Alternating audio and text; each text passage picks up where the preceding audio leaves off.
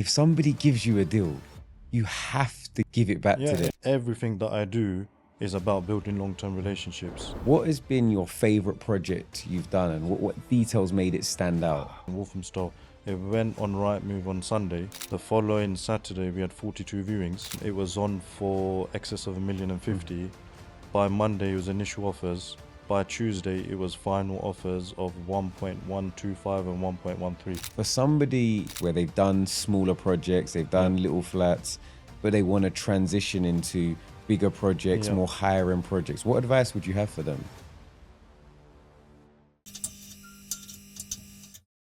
And we are back, another episode of the PBK podcast. Now this week you're going to notice a slight difference. That's right, I've got cue cards. I'm prepared. I saw the comment section. Last week you said my interview sounded like a first date. I'm not going to make that mistake today because T, respectfully, you're not my type. So today we have T Ahmed, property developer, investor, focuses on high-end refurbs in North and East London. For those that don't know you, just tell us a little bit more about yourself. Property developer in North and East London, as you said, focus on high-end refurbs, and we're now in the process of setting up a investment development company. So we have everything that we do is investor funded and sort of no finance taken out, so more of an ethical approach. That's the main sort of ethos of our company. So starting out, a lot of people want to know always, like, how did you get started? So, like, can you let us know? Yeah, I mean, I've done a degree in economics, and as soon as I graduated, my family was involved in property, mainly my brother. He used to be an agent and then he went into development. So at that point in time, he had bought a pub which had planning for conversion into 9 flats in Leighton. So he said, come on board, it's a good opportunity to learn, and then after that you can do what you want, but you may get invaluable sort of experience from it. So I jumped on board, enjoyed it, it was good, and then it just sort of grew from there, to be honest. What did you learn on that first project? Because that's sort of like going from Big. university, Yeah. jolly up, freshers week, you know, to actually now you're involved in a 9-flat conversion. It's kind of a baptism of fire. To be honest, as you said, it's not like the refurbs that we do now, which are sort of a lot easier. So it was jumping right into the deep end. But it was good. I mean, we subcontracted the work out, so we were managing it. So the processes of how things get done, and then obviously liaising with structural engineers, the architects as the stages are going along, and even small things like liaising with the council for the dropped curb and things like this. So it was a lot to learn, but it was it was a good experience and a good learning curve at that time. I think it's a steep learning curve because at that point in time, especially with a conversion from a pub, like, you're going to have, unlike just a sort of a standard refurb, you're going to have a lot more conditions, a lot more construction management. To be honest, on that one, I realized after when I've done a few new builds that the new builds are a lot easier because it's a set process and it's ground up. This one, to retain certain structural walls and certain parts of it, it was a little bit more complicated. But it's all part of it. It's all part of it. That little bit is quite an understatement. It can be quite. It's definitely sometimes easier just to start from scratch 100%. rather than be like, oh, 100%. I've got to move this wall and then drop the floors, and then you end up doing the same amount of work. Having to do it twice. And when you're doing a new build, it's just more systematic. So you're building ground up and it's a structure and everything else. With this, it was side return, extension, a rear extension, and then a mansard on top for 2 penthouse flats. So it was a little bit, it weren't as sort of systematic as a normal refurb. But like I said, it's a learning curve. It's all part of it. Got there in the end. And with that project, was that first project profitable? Yeah. You sold or you retained the unit? So because we're investor based, we'll always buy, refurb, and sell. So it went very well. At that time, the market went a little bit up while we were doing the refurb. So the GDV that we had projected, it went higher. Always good. Always good. And the other good thing is because I guess the benefit of it being a conversion rather than a new build, it was a bit quicker. So where we, on a new build, you have to discharge conditions and things like this. On a conversion, we were able to get it done in and out in about 18 months. So yeah, it was good. Amazing. No, that's good stuff. Good time frames, particularly for 9 units. Yeah, yeah. So outside of being known as T, you're Yep. also known as the Fit Developer Yep. on Instagram. Yep. It's quite a brave name. Where does the Fit Developer come from, sir? I own a gym in Leighton, Okay. Evolve Fitness. So I'm always, involved in the fitness side of things. So you just wore the oversized T-shirt to be humble today, did you, sir? It's always oversized. Nah, I've seen your social media. I've seen the Nah, pictures nah. of the small vest and the traps and the, No. But to be honest, yeah, that's another part of it. Our office is based in our gym, Okay, amazing. and we've been running for 6 years. So I guess a good thing for me, which I've always found, is credibility with investors when we're raising funds as well, where they know we have a base, we're always accessible, we're established. So yeah, we've been there for some time now. What came first, the investing in property or the gym? No, property. Yeah. Property's been over a decade. The gym we just sort of stumbled across, to be honest. Stumbled across it. It was a gym before, and I used to train there. And they were selling it. And my childhood friend, he's an accountant, and he wanted to. He was looking for a business basically, and I knew the owners, so I sort of brokered them to have a meeting. He decided to go for it, and it was only 10 minutes from my house. So I said to him, look, I'll come on board. Then yeah, it sort of just went from there, to be honest. Okay, so does that mean I can free Whenever you're I ready, can whenever come you're through? ready. No, bro, because I'm actually, for my sins, I agreed to do the High Rocks Okay. in December. Yeah, that's gonna be hard. I heard it's hard. I've heard, so I Yeah, need to yeah. actually start Get into the training. Yeah, of course. So we're gonna get to work. Amazing. But back to the property side of things. So your first project, obviously, that was with your brother. What was That's the right. first project you did, like by yourself, albeit with investors? It was about 2 years later, and the biggest sort of question I get, and people message me on Instagram or will ask, is how do you raise funds? So I was in that boat at that time, and obviously I had a few under my belt through my brother, and then I thought, okay, it's time to try and do it myself, and I raised some funds. For me, I always say to anyone, the easiest way, I can only go by experience, is friends and family, because that trust element is already there. Whereas obviously if you go out to raise funds from somebody else, unless you have that sort of background and credibility, it's harder to raise funds. So I got my friends and family sort of together, raised what I could, and I had enough for a small flat in Walthamstow. And yeah, we've done it, and it was very, very good. Good profit on it, and then we grew from there, to be honest. So you transitioned from that first small flat Yep. to now doing more luxury homes, high end. I went on your Instagram, I see sold for 2 million, sold for 1.9, sold for, so you're in the millions now. Yeah. Why did you decide to go for high end luxury rather than maybe do volume of the smaller flats? So first of all, flats is just a little bit longer because it's leasehold. There's things that are beyond your control, and then even on the selling process, it takes a little bit longer when the leasehold side is involved. From there, we actually moved on to the sort of Walthamstow, Leighton market for houses, and that's because we were born and bred there. So that's where the sort of deals were coming in, and we were familiar with the patch. And then at that point, it was, even now, to be honest, is buy around that 600 level, sell around that million level.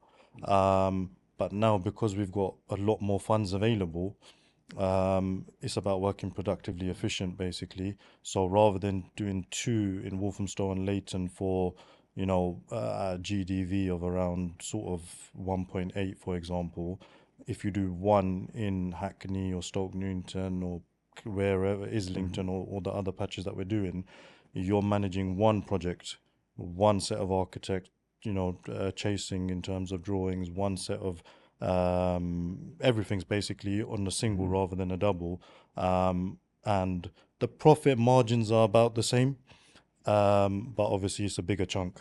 So literally just based on more funds being available, we decided to go for these bigger projects now. For sure. I think you've kind of answered this question already, but Yeah. you operate in a real specific area.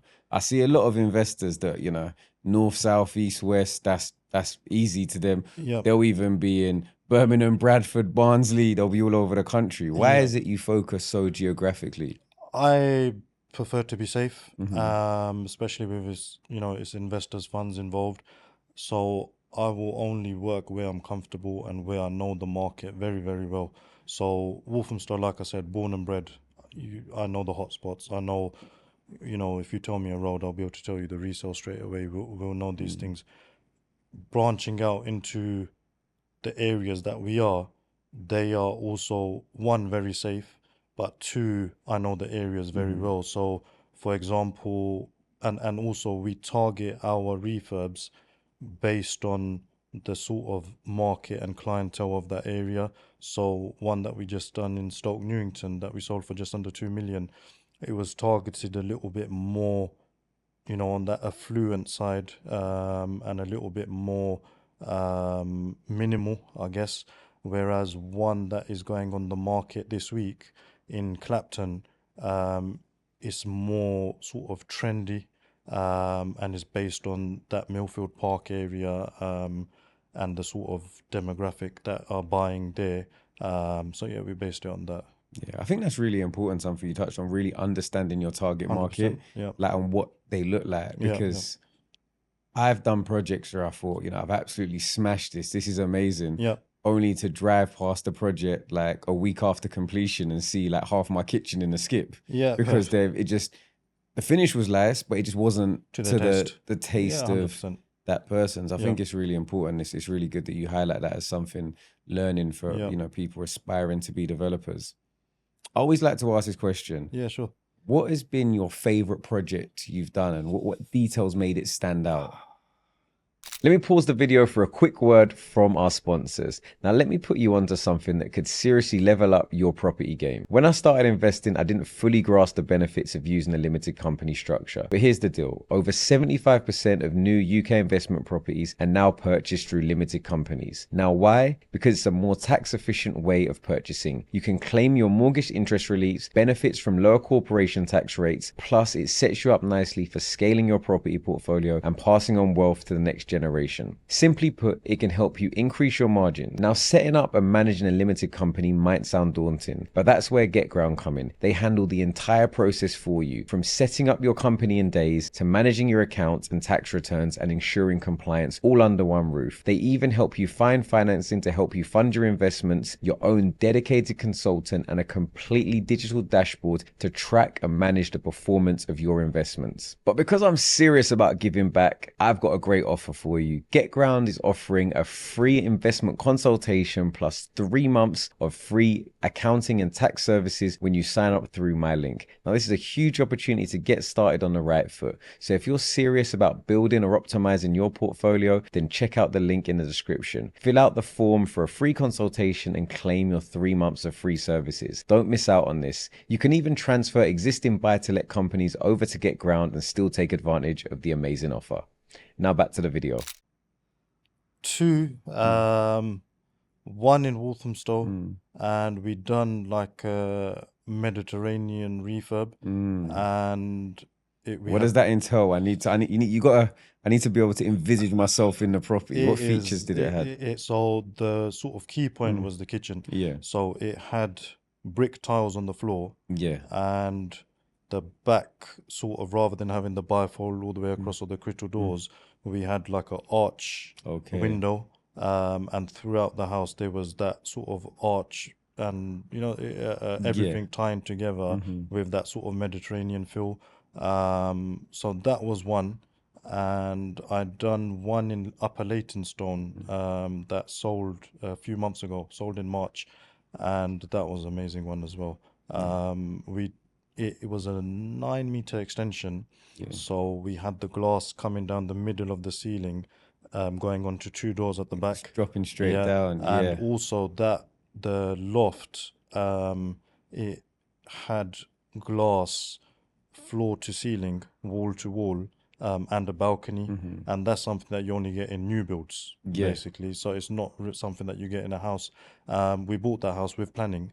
So luckily everything was ready to go. But that was very, very unique and something special. So probably those two for now. Yeah, they're nice. And I think when you've got like a good architect that actually is Yep. creative, they still balance like cost effectiveness in terms of Yeah. build, but you know, it's creative that it stands out beyond just box extension, bifold doors. Yeah. That's it. To be honest, on my side, I do the designs. Oh wow. And then I will say to the architect, do this. Mm-hmm. They specialize in executing it. Mm-hmm. But when it comes to design ideas, it's literally, me seeing something on Instagram, Yeah. and just saying, look, this is what we want to do. But it has to, the house has to sort of match it. So Mm-hmm. you can't do that sort of balcony and that glass on any loft. Yeah. It was Has only to be in the specific right to area, that. has to fit the demographic. One of the one area. demographic, but two, the type of the house. Yeah. So if it's a normal Victorian and you're doing a double loft, it's not going to happen. Yeah.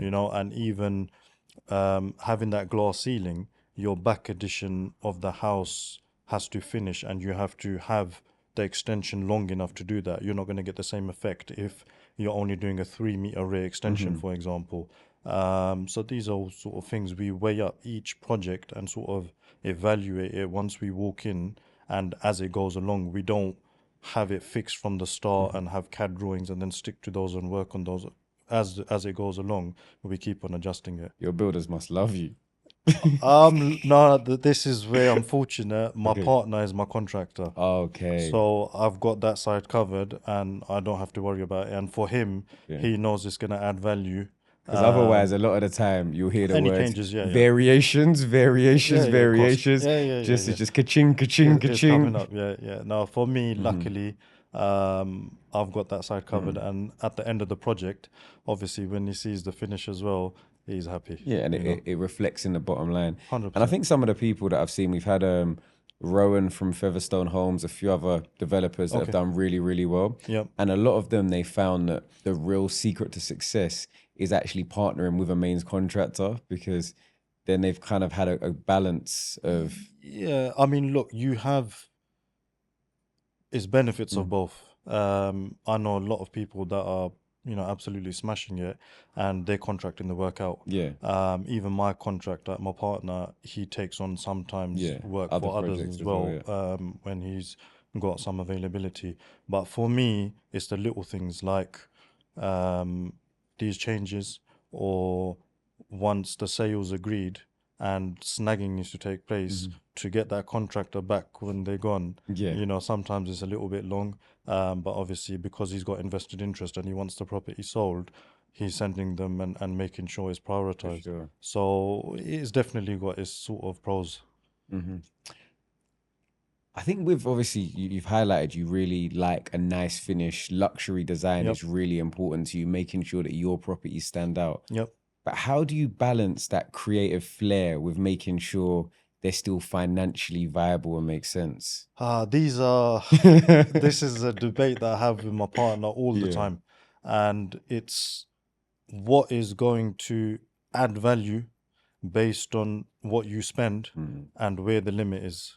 And now it's getting a bit more interesting, because obviously on the Walthamstow and Leighton projects, where the resale is a mil 1.1, obviously that ceiling is there, so your spending is more limited, and you're going to be a bit more controlled.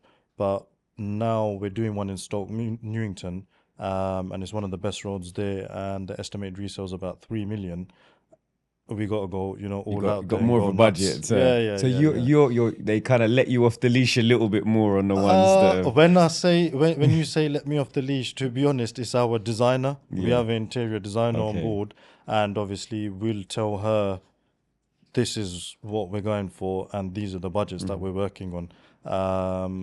But obviously she wants to do something special each time.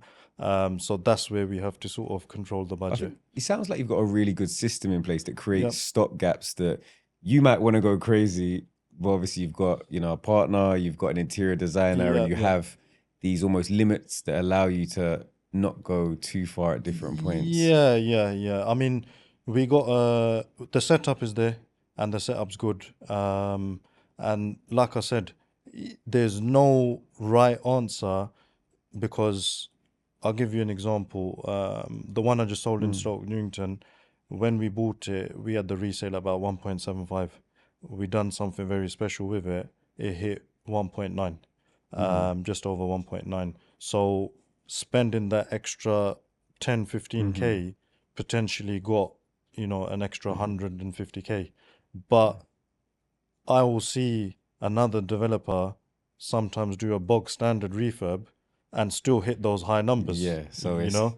So, but for me, our sort of whole setup is buying on a good road in a good location and then producing a very high-end refurb and then trying to push yeah. that resale ceiling and get as much as possible. So I won't buy on cut-through roads or anything that has a garden being overlooked or something that doesn't tick all the boxes, because what I'm gonna do with the property, I don't want anything limiting the Yeah. resale basically. You don't know, yeah, there's Yeah. limitations on resale price. Um, I think for a lot of people that have heard you speak and they're hearing this property for 1 million, 2 million, 3 million, Yeah. their then question is, okay, you started on that flat. Obviously, you work solely with investors. Yep. What's really your process now for getting new investors and how do you work with them? Like I said, a lot of people message me and say the hardest part is getting investors. For me, I don't find that the hardest part because if you go out there, there's so much wealth out there, and so many people with money, and they don't know what to do with it. So they will come. The hard part for me, when I say hard part, the most difficult out of the whole process, but not, something that is completely difficult, is getting the deals. Because the key thing is buying cheap.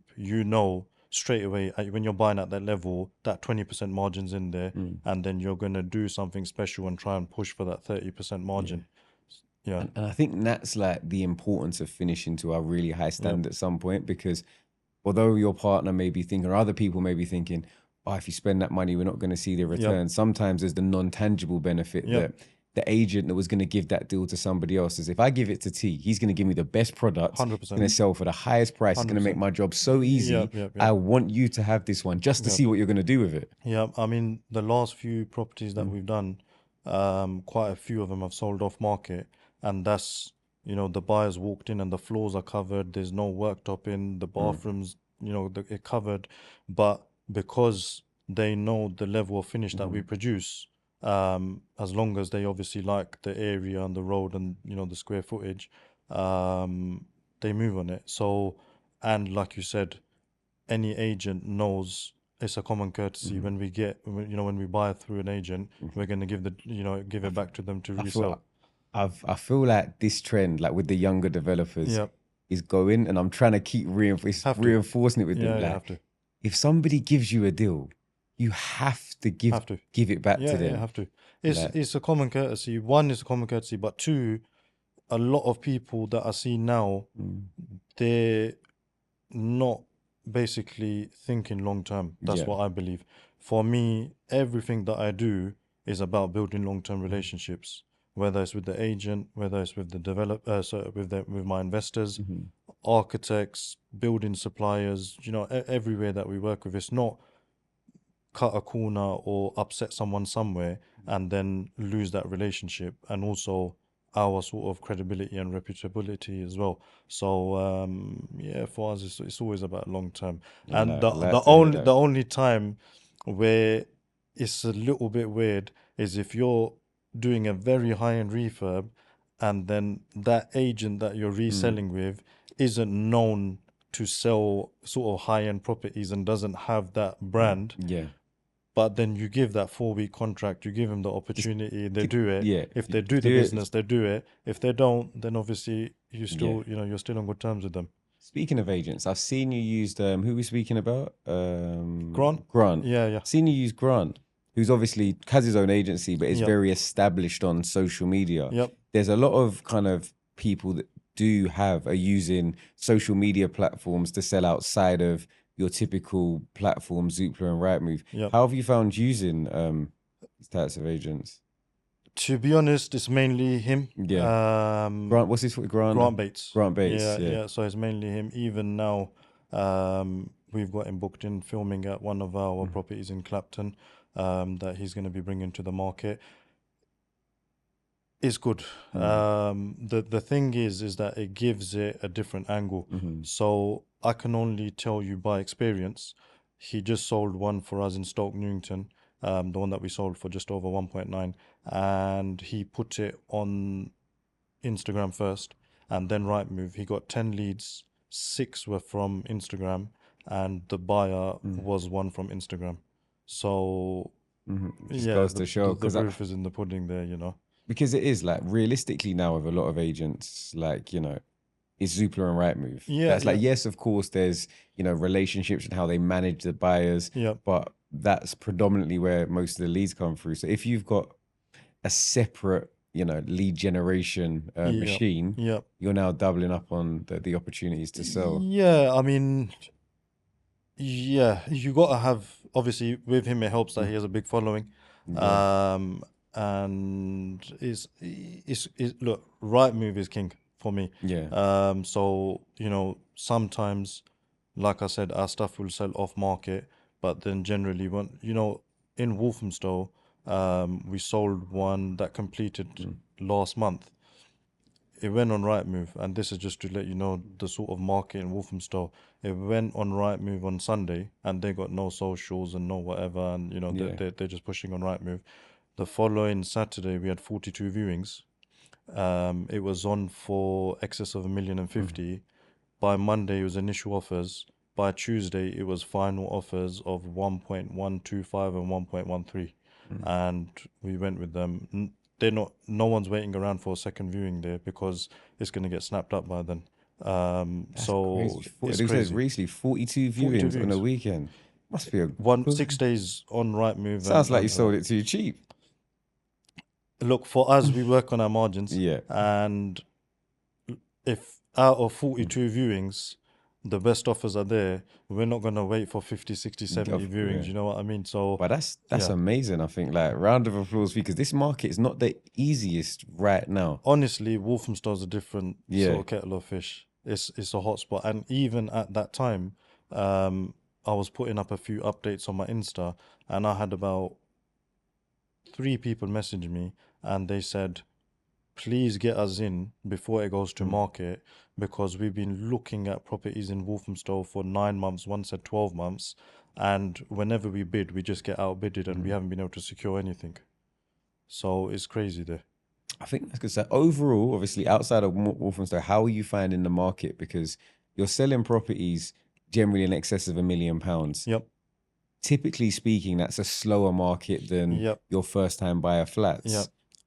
This is when you asked me in terms of when you moved on to the bigger projects. Obviously, with that higher resale, there's a smaller pool of buyers, so you're not going to get this Walthamstow demand on a 1.8 house rather than $1 million in Walthamstow. So sometimes things take a little bit longer selling, but with our model of producing something very high end and more importantly something unique, when the market slows down, our mentality is rather than 10 buyers looking in that area, active, hot buyers, there's now 4. But if your property is the best, ticks all the boxes, you're gonna get at least one of those buyers. It's the Louis Vuitton model. Yeah, like, basically. We're not gonna be the cheapest, but our price is our price, our finishes are finished, 100%. and the people that want quality, they're gonna come to us. Yeah. How do current market trends in terms of design influence the way you refurbish your properties? It's constantly changing. Yeah. It's constantly changing. And this is where our interior designer is very, very good and always adapting. So, you know, a few years ago, it was crystal doors. Before that, it was bifolds. Yeah. And then a few years ago, it was crystal doors. Now, it's moved on to that minimalistic look with the sliding doors and the wood kitchens and the micro cement floors and you know that Yeah, sort of yeah, vibe yeah, and that yeah. sort of look. So we done quite a few of those. Now I feel that that is getting a little bit sort of common. So the trend's moving a little bit Is more. he going to tell us the new trends? You're going to give us some of No, the no. secret You'll sauce. So have you to see the have to see the refurbs. latest You have to see refurbs, the yeah? No refurbs, problem. yeah. So even there's a lot of wood now involved, whether it's on even small things like on the glass side return where you have, you know, some sort of birch ply coming down and incorporated, not only on the kitchen but you know other sort of aspects. So it is honestly, it's constantly there. Obviously, there's a set standard things like wooden sash windows, your shutter blinds, you know, these sort of things.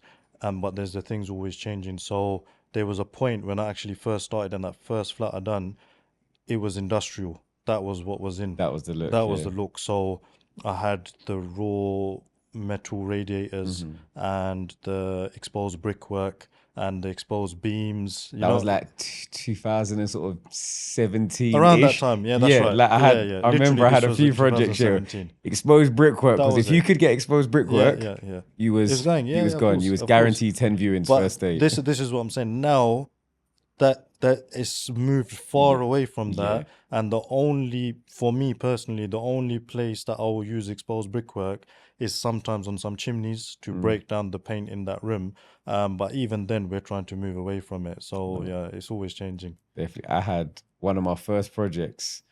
We actually had exposed brickwork that was built up around the bath in the bathroom. So that Okay. was actually, Yeah, yeah, but yeah. again, it's like doing that now, you Nah, think it's like no, you're no way. mental. Yeah, But yeah, of again, it's course. time. And I think Yeah, that's the yeah, importance of a developer. yeah, If you're still doing your media wall style, you yeah, know, yeah. in this market, people are going to look at it and you're going to think you're doing something new that's That's the actually same. really dated. Yeah, So you 100%. have to constantly evolve and You adapt. got to mix it up, where you know, and just keep up with the trends. To be honest. Definitely. You've kind of answered this question already, but have you ever had a project where the plans completely changed halfway through, and how did you deal with it? Yeah. You know, there sometimes is design wise, which is easily changeable. So where the design wise is for example, if there's a specific kitchen that we really wanted, but it's got a 15-week lead time and we want to be out of there in 15 weeks, so we can't wait for that. That kitchen now has to be adjusted to a 4-week lead time one, and then the flooring, the colors, the work, the lights, Because you everything would have done changes. your specific kitchen you wanted in a That's certain it. color. Now you found out that's actually paint to order. Yeah, yeah, You have to yeah. go back to You stock have to. colors. Yeah, yeah, Now yeah. those colors don't They work with the they don't work. floors. That's right. That's Yeah, right. so you Yeah. have to, okay. So you have to adjust, and then structurally, this one that is being filmed today by Grant, actually in Clapton, it was a 3-bed, and we went in for the mansard roof to make a fourth bedroom, and it's got the butterfly roof. So it's not obviously permitted development. You have to get the planning in. So we put the planning in, and it got rejected. And annoyingly, the rest of the road has, you know, there's houses that have permission for it, but where there's a row of 10 houses on this section of the road, Hackney Council said we can't set the precedent to allow mansard roofs to be here. And our architect, he basically didn't have it, so he's gone in and spoken to them and basically resubmitted it. So hopefully we'll get it, but we didn't have time to wait for that planning to come in. So we created a 4th bedroom in the, basically on the ground floor in the through lounge. So we had one's a sitting room, and then one's a bedroom. Because it's got the lower ground floor, that's the main living space. Yeah. So the sort of prices that we want to hit, you got to have 4 You have to, bedrooms. because they're not even going to hit the searches. Like, Yeah. no one's looking That's at right. 3. That's right. I think a lot of these types of properties as well, people don't necessarily even want 4 bedrooms. They just actually, it needs to just tick the they boxes. just want to have to tick the That's right, boxes, that's and they're right. not even going to see it Yeah, yeah, otherwise. yeah. And realistically, the 4th bedroom might be a study, it might be a playroom, Yeah, it might yeah, be a yeah. cinema in the long Yeah, term, yeah, yeah, but yeah. they just want to know that 100% that roughly is it's got there, the size and and space. so even for us, I mean, one that I just sold in Clapton off market as well. It's a 4-bedder, and it's a couple buying it that has no kids. And and anytime we have a big garden, we do a outhouse as well. So that has, that's ticks your office space or studio or whatever you want to do as well, which sort of counters having an extra bedroom that you would use. But it's just one of those things where you have to tick the boxes and try and hit the resales. Definitely. How do you measure your success outside of like the financial return? Not even outside of financial. I don't really measure it financially. From a sort of religious background, it's always been contentness and happiness. And honestly, like, sort of the more money that is made, is more stress. So that level of contempt, it goes sort of, I wouldn't say down, but it's harder to feel, that feeling. So for me, it's that I think the highest level of success is that feeling of sort of just being stress free, Being at peace. being at peace. That's for me, that's the key thing. I feel like people think like it's a cop out when I say that when I do other podcasts. Yeah. People said I'm like, I'm just trying to be happy. Yeah, Like I'm just trying to 100%. just be happy because 100%. there's always going to be somebody with a nicer car, a Yeah, bigger house, yeah. a nicer watch. You just Yeah. gotta find your own way to be happy. I think the key thing is that even you see it now on all these Instagram videos and stuff, but it's not about the money. You're working for that freedom. And sort of that freedom leads on to that little bit more sort of peaceful side and that side of things. So for me, I would say that is the number one thing. Amazing. I guess sort of final kind of more serious question is for somebody, and there's a lot of people in this place where they've done smaller projects, they've done little flats, but they want to transition into bigger projects, more higher end projects. What advice would you have for them?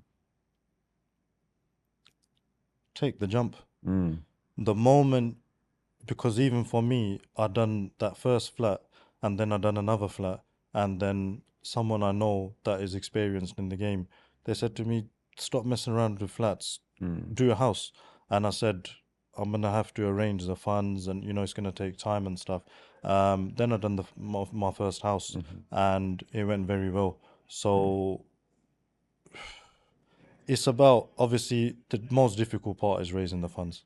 Once you have the funds available, then definitely go to a house, and you just got to keep on raising the funds. And obviously, it just depends how far you want to take it, and sort of grow. But I guess the biggest thing is to have that portfolio and that evidence to show what you're able to do.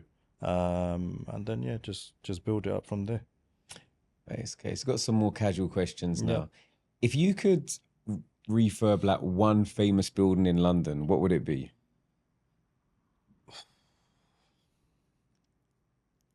That's a hard one. Don't say Big Ben because I can't. They took already like so long with that. As No, it is. no.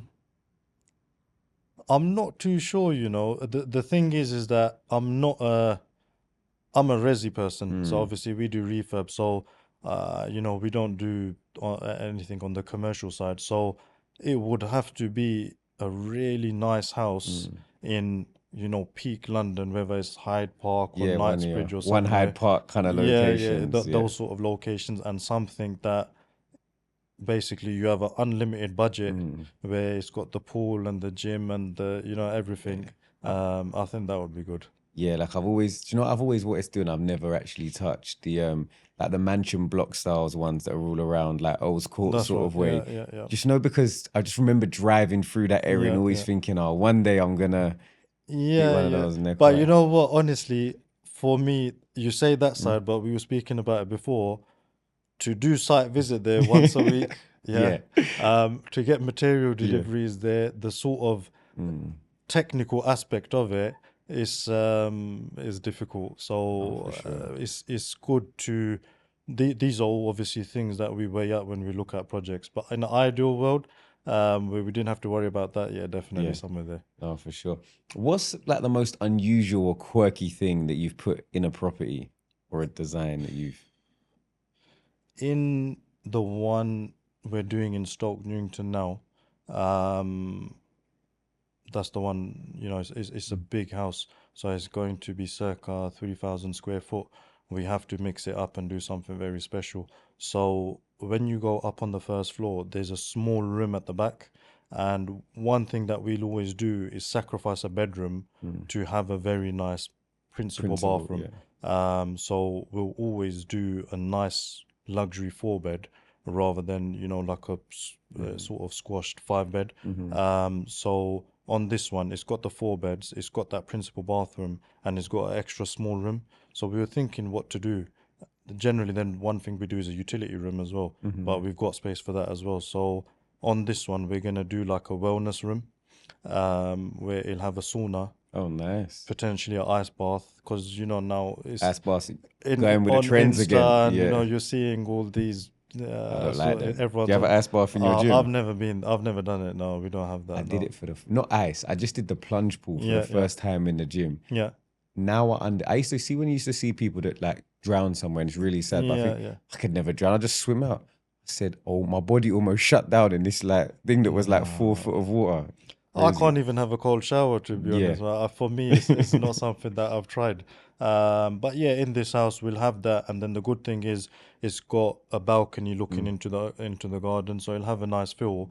And again, the resale on that house could be 2.5, or it could be 3 million. Mm. So these are the things that They're are gonna gonna push it to another level. nice. So we're thinking ice bath, sauna, wellness, It's gonna the have whole that vibe. shebang. That Yeah, that yeah, sounds yeah. good. What's one part of the project, like of a project that you enjoy, even though it's maybe not the most glamorous? I'll tell you, to be honest, for me, the most, well, the one that I get sort of the best sort of hype from is securing the deal. Yeah. That's my role in this operation. So obviously investors are there. My contractor deals with that side. We have project managers, operational managers, interior design on board, everything. For me, it's about getting the deal. But when you go and secure that deal, for me, that's the buzz part of it. So I'd have to say for me, that's the best part. Amazing. That's good. One actually, we had 3 questions Yeah, no problem. just Go from for it. people that watch Yeah, the yeah. channel. And we're gonna put those out to you. So if you've got any questions that you want to ask future property investors, developers, let us know in the comments or drop me a DM, or make sure we ask people all of your questions so you can get involved as well. So this question was, with investor funding at the core of your projects, how do you maintain trust and transparency? To be honest, the trust is every time you perform on a project. When you send them that breakdown and then say this is your return, they're happy. And one thing that we'll do is we'll always sort of price the resale conservatively when we send it to our investors. So, for example, we're doing one in Walthamstow, 2 doors away, sold for 1.15 last year. We've told our investors 1.1 is the resale, but we know it's definitely going to be higher. So that's that side of it. In terms of keeping them up to date, when is the major sort of steps in the property, when planning's been approved, when the loft is done, when the extension's done, when it goes to market, when the sale's agreed, all these sort of hurdles, we just update them accordingly. But now the good thing is with Insta is a lot of the investors are following me. So I'm doing regular updates on stories anyway, Walthamstow project this, Clapton project this, etc. So they're able to see that. So they're okay. But I say to them, honestly, I say, come to the property when you want. The key box is outside. This is the code. You check the progress. It's completely up to you.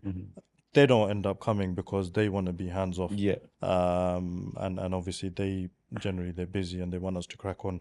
But that's how my setup is, to be honest. Amazing. Second question is, what do you think are some of the biggest risks or threats to high-end developments at the moment? Look, it's always going to be market crash. Yeah. It's always going to be a market crash. That's Yeah. that's always your risk. For me, the areas that are buying, it's never going to be something, that area goes down, unless there's a property crash. So that is sort of biggest risk. But where you sort of benefit there is if you're working on that 20 to 30% margin, and we don't touch anything below 20% because we give our investors 50% of the returns, which so it's never been below 10% over 10 years for our investors. So where you're hoping to hit 25 or 30%, if it crashes, if it comes down, and you now sell at that lower price at that 20% return, you're still hitting 20%, Yeah. No, for sure. So we try and eliminate the risk as much as possible. And the same thing where if that crash happens or that slowdown or slump or whatever, where there's 10 buyers and now there's only 3 buyers, you make sure yours is the best one.